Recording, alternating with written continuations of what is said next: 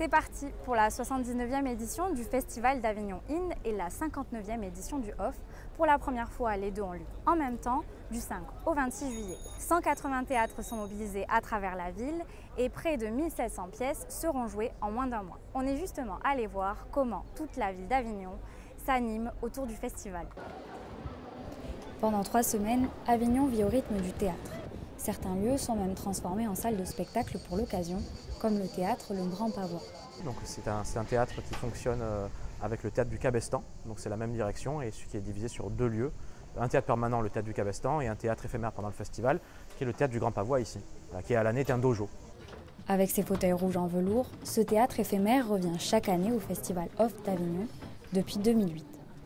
Il accueille en 2025 8 pièces différentes dans la journée.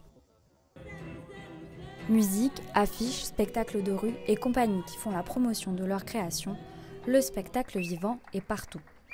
Une ambiance qui a poussé Capucine Rispal à revenir pour la 3e fois. On est venu pour la journée, justement pour l'ambiance, pour pouvoir voir plein de pièces en peu de temps, et puis on voulait les faire connaître aux ados et aux enfants cette magie.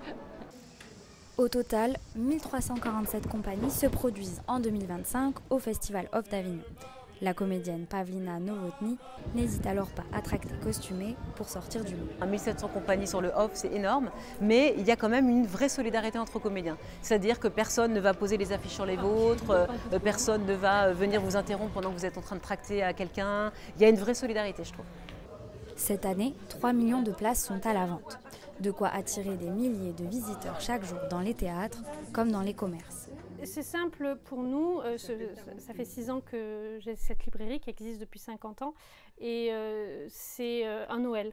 En fait, Noël et le festival, ça nous fait facilement un tiers de notre chiffre et donc ça nous permet de tenir le reste de l'année. Avec plus de 2 millions de billets vendus, l'année 2023 reste un record pour le Festival d'Avignon. Mais l'année 2025, dont les chiffres donnent déjà le tournis, pourrait bien la détrôner.